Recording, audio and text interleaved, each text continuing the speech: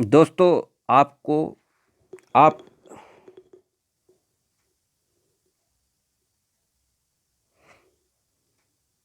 दोस्तों आपका credible academy YouTube channel पर आपका स्वागत है और नमस्कार दोस्तों। आज की क्लास में हम आपको लेके चल रहे हैं 12वां क्वेश्चन में, और जिसमें लिखा है नेमी नगर मनोरंजन क्लब का वार्षिक प्राप्ति एवं भुगतान खाता 31 मार्च 2018 को समाप्त होने वाले वर्ष के लिए अग्र प्रकार हैं। अगर इसका क्वेश्चन हम देख सकते हैं अपना, तो इसमें प्राप्तियां दी गई हैं और भुगतान दिया गया है। प्राप्तियों वाले कॉलम में को पढ़ते हैं। कह रहे कि रोकड़ शेष 2500 रुपये, वार्षिक चंदा 3200 रुपये और आजीवन सदस्यों का चंदा 600 रुपये, प्रवेश शुल्क 500 रुपये, विनियोग पर ब्याज 350 रुपये और विविध प्राप्तियां 100 रुपये। पेमेंट साइड में पढ़ते हैं। पेमेंट साइड में सामान्य व्यय कह रहा कि 1000 रुपये, वेतन 1800 रुपये, फर्नीचर 1200 रुपये, किराया दर तथा बीमा 1150 रुपये, विज्ञापन कह रहे कि 250 रुपये तथा रोकड़ बाकी 1850 रुपये है। तो इस प्रकार हम कह रहे हैं कि यहाँ पे संयोजन भी दिया गया है। वार्षिक चंदा 750 रुपये आदत है। सामान्य खर्चों के लिए 50 रुपये देने शेष हैं। बीमे के 200 रुपये पूर्वदत्त हैं। फर्नीचर पर 5% वार्षिक हाथ अपलिखित करना है। उपरोक्त कह रहे कि सूचना से क्लब का कह रहे हैं 31 मार्च 2018 को समाप्त होने वाले वर्ष के लिए आय व्यय खाता तैयार कीजिए। तो सबसे पहले हम बात करते हैं इसका हल कैसे करेंगे। तो देखिए यहाँ पे कह रहा है कि नेमी नगर मनोरंजन क्लब का खाता बना रहे हैं और इनकम एंड एक्सपेंडिचर अकाउंट बनाएंगे। इसमें कह रहा है कि देखिए नोट में इसमें दिया है आजीवन सदस्यों का चंदा व प्रवेश शुल्क आयगत मानी गई है। तो यहाँ पर हमें सबसे इनकम एंड एक्सपेंडिचर अकाउंट बनाने से पहले हमें ये चीज़ें देखनी है कि जो हमारी आय की मदें हैं वो आय की मदें हैं यानी प्राप्तियां हैं। प्राप्तियों को हम ये देखना है कि क्या ये पूंजीगत हैं और आगमगत हैं। तो पूंजीगत और आगमगत का मतलब है पूंजीगत मदें वे मदें होती हैं जो जो जो पूंजी से संबंधित हो, यानी जिसकी मतलब राशि बहुत ही ज़्यादा बड़ी राशि हो, यानी लगभग 10,000 5,000 से ऊपर हों। और ऐसी मदें जो आयगत मानी गई हों उनको हम मतलब चिट्ठी में इसमें इनकम एंड एक्सपेंडिचर अकाउंट में जो आयगत मदें हैं उनका विवरण लिखेंगे, किंतु पूंजीगत मदों का विवरण इसमें चिट्ठे में ये इनकम एंड एक्सपेंडिचर अकाउंट में नहीं लिखा जाएगा। ठीक है, इसको जो भी मदें बच्चे रहेंगी आय पूंजीगत वाली वो मदें सब चिट्ठे में जाएंगी। ठीक है, बैलेंस शीट में। तो साथ ही चलो चलिए सवाल हल करते हैं।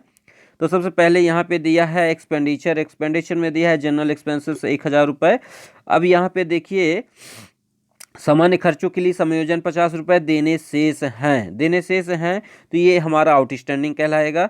ठीक है, तो आउटस्टैंडिंग कहलाएगा, इसको जोड़ लेंगे। साथियों यहाँ पे देखिए ये जो दिया हुआ है ये 50 रुपये देने शेष हैं। ठीक है, तो यहाँ पे इसको हम जोड़ लेंगे। फिर कह रहा है कि वेतन 1800 रुपये, वेतन 1800 रुपये दिया गया है और इसमें वेतन के विषय में कोई भी समायोजन नहीं दिया है, तो वेतन पूरा लिख लेंगे। किराया फिर कह रहा है कि फर्नीचर कह रहा है कि संपत्ति, देखिए फर्नीचर संपत्ति है हमारी 1200 रुपये की, हमने इसको खरीदने में व्यय किया था, मगर यहाँ पे फर्नीचर एक संपत्ति है इसलिए हम इसको इनकम एंड एक्सपेंडिचर अकाउंट में नहीं लिखेंगे, मगर इसके बदले में इसमें संयोजन में दिया फर्नीचर पर कह रहा है कि 5% वार्षिक हास, तो इसको हम जरूर लिखेंगे। तो 5% वार्षिक हास है, तो यहाँ पे 1200 रुपये का 5% निकालेंगे। चलिए देखते हैं निकाल के, 1200 का 5%। ठीक है दोस्तों, ये 2 जीरो कट गए और 12 पंचे 60 यानी 60 रुपये आया। इसमें लिखा है डिप्रिसिएशन ऑन फर्नीचर 60 रुपये। ठीक है, फिर इसके बाद देखते हैं टू रेंट एंड इंश्योरेंस यहाँ पे दिया गया है कि किराया दर एंड बीमा, ये कह रहा है कि 1150 रुपये हैं। इस पर कह रहा है कि संयोजन भी है। बीमे के 200 रुपये पूर्वदत्त हैं मतलब क्या है, ये पहले से एडवांस में पेमेंट कर दिया गया है। ठीक है, तो हम यहाँ पे प्रीपेड जब भी आएगा, पूर्वदत्त जब भी बात करेंगे या आउटस्टैंडिंग होगा तो उसको जोड़ देंगे और प्रीपेड जो होगा उसको घटा देंगे। तो यहाँ पे प्रीपेड करके यानी लेस करके 1150 में से लेस करके यहाँ पे 200 रुपये दिखाया गया है। 200 रुपये ये जो है ये समायोजन की राशि ये जो है इसको यहाँ पर घटाएंगे। ठीक है, फिर इसके बाद कह रहा है कि विज्ञापन व्यय, कह रहा है कि 250 रुपये है विज्ञापन व्यय। यहाँ पर विज्ञापन पर व्यय के लिए कुछ भी समायोजन नहीं है तो यहाँ पे छोड़ देंगे। मतलब इतना लिखने के बाद हमारा टोटल हो जाएगा ये एक्सपेंडिचर का।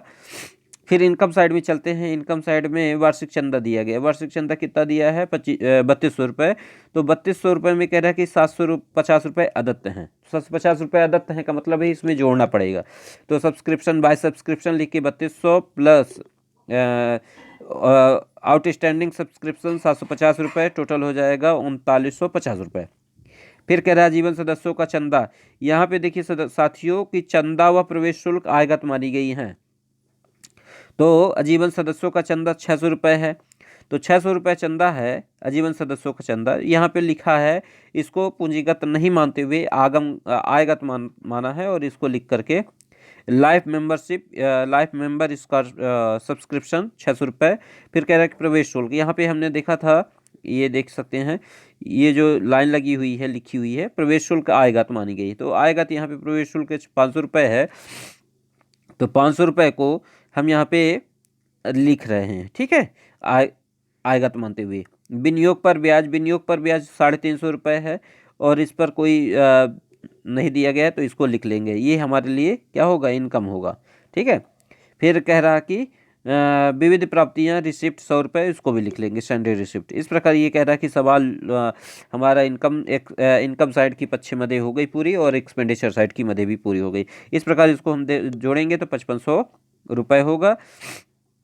और इधर का जो कह रहा है कि ठीक है, यानी कह रहा है कि 1860 रुपये, 950 रुपये और 250 रुपये जोड़ लेंगे। इन सबको जोड़ने के बाद 1339 रुपये और जोड़ेंगे तब जाके हमारा 5500 रुपये टोटल होगा। इस प्रकार नेक्स्ट क्वेश्चन में चलते हैं। ये सवाल यहीं से समाप्त होता है। आजीवन सदस्यों का चंदा प्रवेश शुल्क आयगत माना गया है, इसमें लिखना पड़ेगा संकेत के रूप में। ठीक है, भारतीय जिम खाना का 31 मार्च 2018 को समाप्त होने वाले वर्ष का अग्रांकित वर्ष जो है, अग्रांकित वर्ष यहाँ पे देख सकते हैं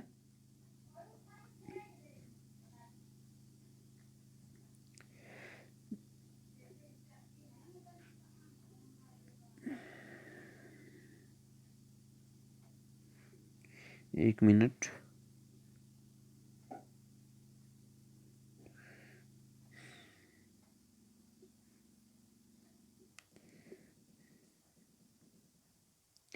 हाँ, यहाँ पे प्राप्ति एवं भुगतान खाता बनाया है।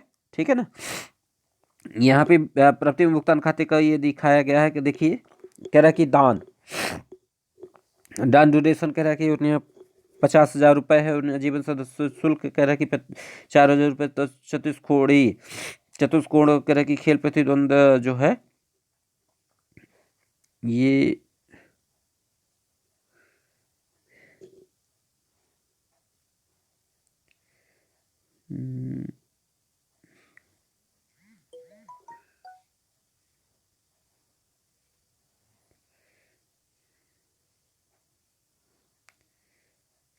यहाँ पे एक मिनट दोस्तों, थोड़ा सा इसमें व्यवधान हो रहा है।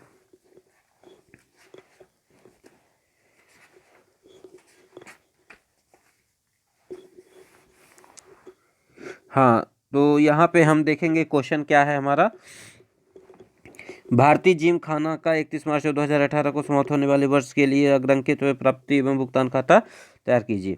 अब यहाँ पे इसका सवाल देखिए, एक सवाल कैसे कह रहा है। दान में देख सकते हैं कह रहा है कि दान 50,000 रुपये, आजीवन सदस्य शुल्क कह रहा है कि 4,000 रुपये और चतुष्कोण खेल का प्रतिद्वंदी ये फंड के 10,000 रुपये।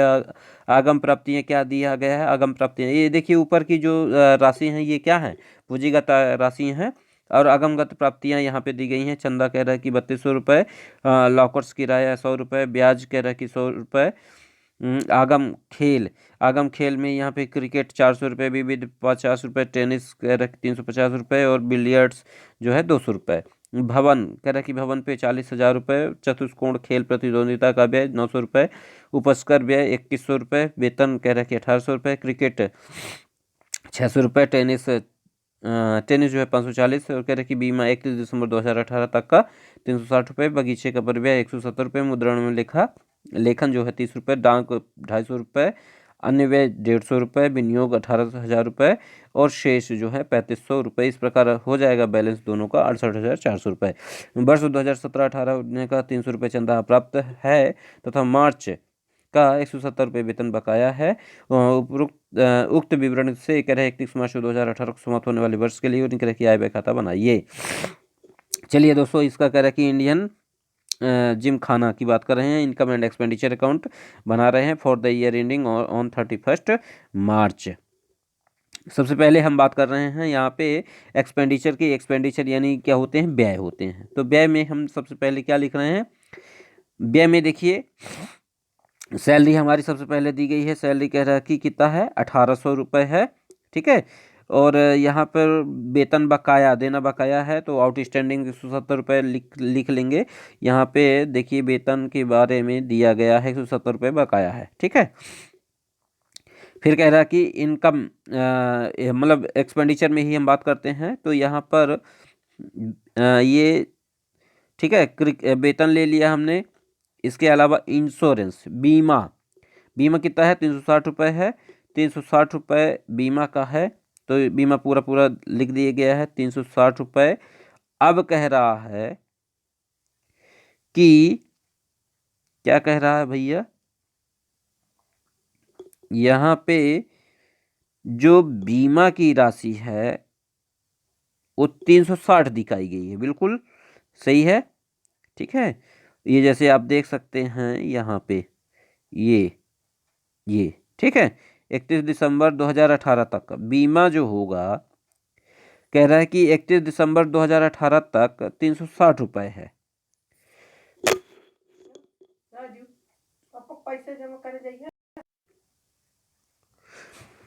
तो साथियों यहाँ पे हम बताना चाहते हैं कि जैसे देख सकते हैं यहाँ पे कह रहा है कि बीमा के लिए 360 रुपये दिया गया है, मगर यहाँ पे 360 रुपये का जब हम यहाँ पे हमारा जो सत्र बनाया जा रहा है 31 मार्च 2018 को हो रहा है, तो हमारा जो ये महीना होता है 31 दिसंबर 2018 तक का इंश्योरेंस कहा गया है, ठीक है। और ये इंश्योरेंस का पैसा दिया गया है पूरा, ठीक है, पूरे साल का हमने पैसा दिया, मगर ये बीमा जो है 31 मार्च 2018 तक है, और हम सत्र बना रहे हैं कि कब तक का, 31 मार्च 2018 का। तो यहाँ पे कह रहा है कि 9 माह का हम लिखेंगे, 9/12 लिख करके, और 3 तकाई 9, ठीक है, और 3 चौको 12, और 4 नहीं 36, यानी कह रहा कि 90 रुपये हो जाएगा, और 90 का 3 में गुणा कर देंगे तो 270 रुपये हो जाएगा, ठीक है।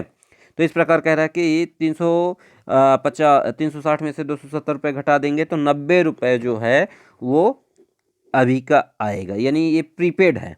यानी हमने कहा कि मतलब 31 मार्च 2018 तक का हमने बीमा दे दिया है, ठीक है। तो ये कह रहा कि 270 रुपये हमने एडवांस में दे दिया था और 90 रुपये देना शेष है, तो 90 रुपये दे देंगे, ठीक है। अब समझिएगा, आगे चलते हैं। फिर कह रहा है कि बगीचे पर ब्याज जो है 170 रुपये उसको लिख देंगे, ठीक है। और इनकम साइड में चलते हैं। इनकम साइड में सबसे पहले हम बात कर रहे हैं सब्सक्रिप्शन की, चंदा की। चंदा कह रहा है कि कितना है, 2018-19 के लिए 100 रुपये सहित है, ठीक है, इंक्लूडिंग कह रहा है कि 3200 रुपये। तो यहाँ पे सब्सक्रिप्शन दिया है 3200 रुपये। अब यहाँ पे देखिए 2018-19 का 18-19 का दिया है, और हम लोग 2018 का बना रहे हैं, ठीक है। 18-19 एक साल बाद का भी दिया है, तो इसमें हम 100 रुपये एक्योर्ड सब्सक्रिप्शन लिख करके, ठीक है, एक्योर्ड सब्सक्रिप्शन लिख करके, यानी 2017-18 तो दिया ही है, ठीक है, मतलब 3200 रुपये टोटल हो जाएगा।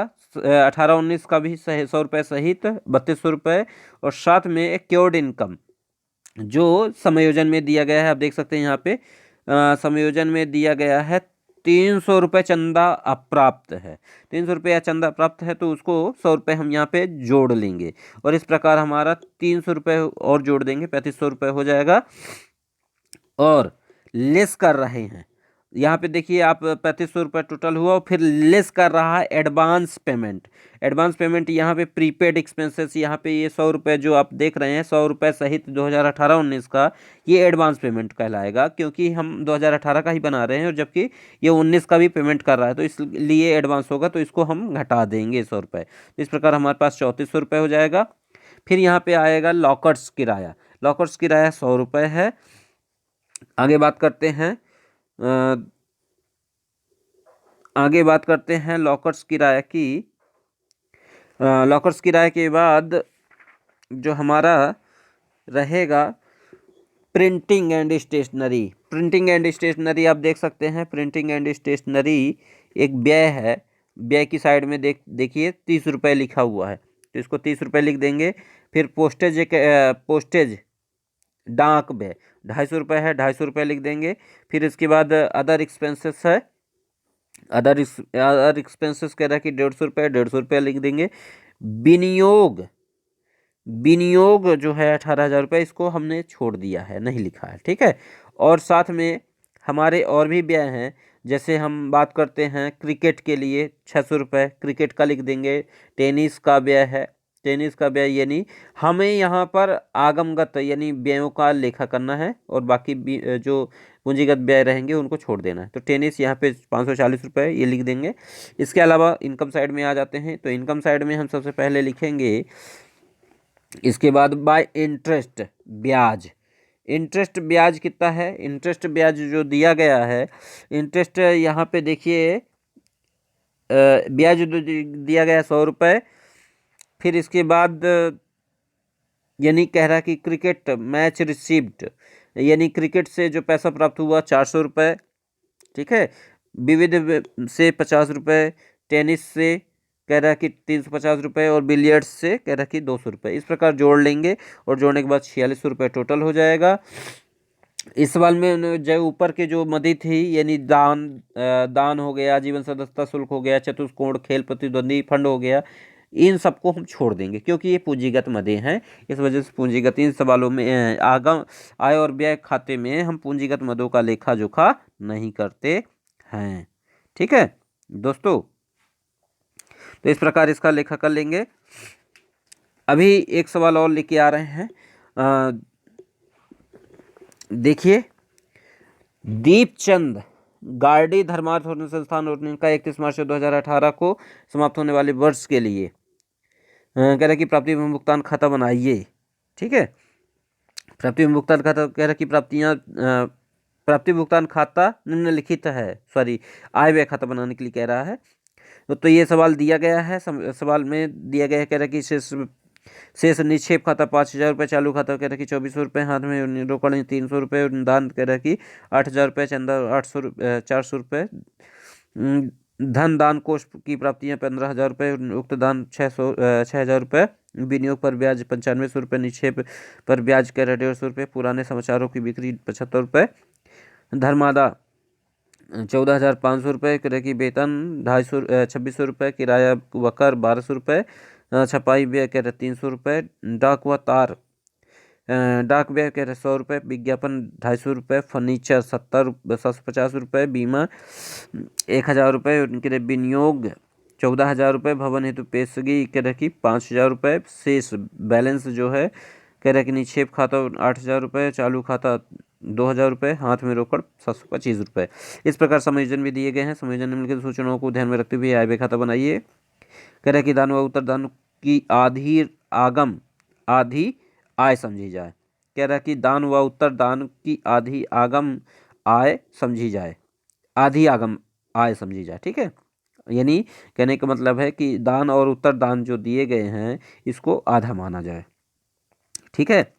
फिर कह रहा है कि किराया ₹200 वेतन, ₹300 विज्ञापन पर, ₹50 दायित्व का आयोजन कीजिए। उनके लिए 3 माह का बीमा प्रीमियम पेशगी भुगतान की गई। विनियोग पर कह रहा है कि भुगतान ₹500 उपार्जित हो चुका था, परंतु प्राप्त नहीं हुआ। तो इस प्रकार हम यहाँ पे चलते हैं नेक्स्ट इसी का क्वेश्चन का हल करने के लिए। हाँ, तो हल करना यहाँ चलते हैं। देखिए जो हमारा दीपचंद गार्डी चैरिटेबल इंश्योरेंस है, Deepchand charitable trust income and expenditure account कह रहे कि for the year ending on 31 March 2018 expenditure amount और इनकम। ठीक है, अब यहाँ पे देखिए हम यहाँ पे सवाल करना चालू करते हैं। तो सबसे पहले हम बात करते हैं, शेष को हम छोड़ देंगे, दान से चालू करेंगे। ठीक है, तो यहाँ पे चैरिटी है, चैरिटी देखिए कितना है, 15,000 रुपये है। कितना है?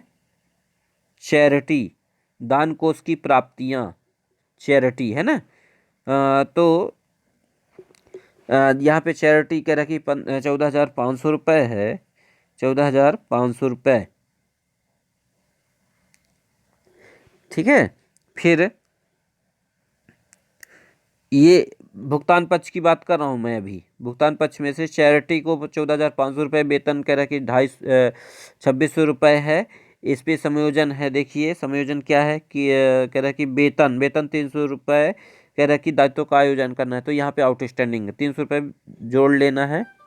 तो 26 3 29 हो जाएगा। कह रहा है कि रेंट एंड टैक्स जो है, रेंट एंड टैक्स में भी कितना दिया गया है, रेंट एंड टैक्स 1,200 रुपये है और किराया पे 200 रुपये है। तो 200 रुपये हम संयोजन करके आउटस्टैंडिंग जोड़ देंगे। यहाँ पे देख सकते हैं 200 रुपये यहाँ पे जोड़ा गया है रेंट एंड टैक्स में, और फिर जैसे 300 रुपये यहाँ पे भी जोड़ा गया था। अब और आगे चलते हैं। फिर कह रहा है कि प्रिंटिंग एक्सपेंसेस 300 रुपये, एडवर्टाइजमेंट यहाँ पे दिया गया था 250 रुपये, 250 रुपये एडवर्टाइजमेंट, यहाँ पे 50 रुपये भी जोड़ना है एडवर्टाइजमेंट में भी। ठीक है, तो 50 रुपये जोड़ देंगे तो 300 रुपये हो जाएगा। टू पोस्टेज अकाउंट, पोस्टेज में 100 रुपये जोड़ना, 100 रुपये ही लिखना है। टू इंश्योरेंस कह रहा है कि 1,000 का बीमा था। ठीक है, और यहाँ पे बीमा के लिए 300 रुपये का प्रीमियम पेशगी एडवांस में दे रहा है। ठीक है, तो बीमा प्रीमियम जो है एडवांस में दे रहा है, तो इसको हम लिख के लेस करेंगे। लेस देखिए यहाँ पे किया गया है। ठीक है, एडवांस में, और 250 रुपये कह रहा है कि 250 रुपये एडवांस में दिया गया, 3 माह का दिया गया है। ठीक है, तो 3 माह का एडवांस में है। अब यहाँ पे हम बीमा देख सकते हैं, बीमा 1,000 रुपये था, 1,000 रुपये का निकाला गया एडवांस 3 माह के लिए बीमा पेशगी एडवांस में, तो ये हो जाएगा। ठीक है, तो इसको अपन कैसे निकालेंगे, ऐसे ही मतलब 1,000 रुपये का अब 3 माह का निकाल सकते हैं। 1,000 का 3 माह का एडवांस में दे रहा है। ठीक है, तो जैसे हम यहाँ पे लिखते हैं 3/12। ठीक है, और 3 एकम 3, 3 चौको 12, 4 और 4 दूनी 8। ठीक है ना, और 4 दूनी 8, 2 बचा, और यहाँ पे 4 दूनी 8 और 4 पंचे 20 और 0, 250 रुपये आ जाएगा। इस प्रकार यहाँ पे आ जाएगा 250 रुपये। 250 रुपये हम यहाँ पे प्रीपेड घटा देंगे। और अब यहाँ पे देखते हैं इनकम पक्ष में बाय डोनेशन दिया है 4,000 रुपये, और कह रहा है कि बाई सब्सक्रिप्शन 4,000 रुपये। डोनेशन देखिए, डोनेशन दिया था यहाँ पे, दान कह रहा है कि 8,000 रुपये। 8,000 रुपये का यहाँ पे कहा गया था संयोजन में कि आधा कर देना है, तो आधा कर दिया गया 4,000 रुपये। चंदा पूरा कर दिया गया 4,000 रुपये। ठीक है, और फिर कह रहे हैं कि धन दान, यहाँ पे देखिए उत्तर दान की बात कर रहा है, तो भवन की कोष की प्राप्तियाँ, धन दान की कोष की प्राप्तियाँ 15,000 रुपये। तो 15,000 रुपये को अपन नहीं लिख रहे हैं। क्यों नहीं लिख रहे हैं? धन दान कोष की प्राप्तियाँ ये ये जो है धन दान है, इसको नहीं ले रहे हैं क्योंकि ये पूंजीगत मान रहे हैं इसको।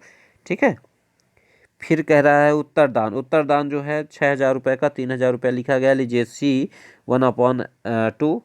फिर कह रहा है कि इंटरेस्ट विनियोग, इंटरेस्ट ऑन इन्वेस्टमेंट कह रहा है कि 9500 था, तो 9500 रुपये लिख दिया गया। और कह रहा है कि निक्षेप पर ब्याज 150 रुपये ब्याज है। ठीक है, तो 150 रुपये ब्याज भी अलग से लिख रहे हैं। मगर यहाँ पे हम बताना चाहेंगे आपको 9500 रुपये ब्याज था इन्वेस्टमेंट। ठीक है। फिर कह रहा है जो यहाँ पे 500 रुपये आ रहा है, ये 500 रुपये ये जो है इन्वेस्टमेंट से, इस इन्वेस्टमेंट में जो बाकी था, क्या था, अर्नड। ठीक है, उसको जोड़ रहा है। यानी कहा जाए तो पूर्वदत्त, अदत्त और ये मतलब एक प्रकार से मतलब जो पैसा इस अर्न दिया गया है यहाँ पे 500 रुपये, ये विनियोग पर ब्याज यहाँ पे उपार्जित हो चुका था। समेजन में देख सकते हैं 500 रुपये उपार्जित हो चुका था परंतु प्राप्त नहीं हुआ, तो ये वही वाला पैसा है अर्नड। 500 रुपये और 10,000 रुपये टोटल हो गया। और बाई इंटरेस्ट ऑन डिप्रिसिएशन कह रहा है कि डिपॉजिट्स 150 रुपये। और इस प्रकार कह रहा है पुराने समाचार पत्रों की बिक्री पर कह रहा है कि 75 रुपये प्राप्त हुआ और टोटल प्राप्त करेंगे 21,225 रुपये। और इसको यहाँ पे वो करेंगे। ठीक है। और थोड़ा वीडियो ज़्यादा लंबी हो रही है, इस वजह से मैं ये वीडियो यहीं पे समाप्त करना चाहूँगा। और अगला सवाल हम अगले वीडियो में लेके आएंगे। तो यदि आपको ये वीडियो अच्छी लगे तो आप लाइक करें, शेयर करें और चैनल को सब्सक्राइब करें। ठीक है दोस्तों।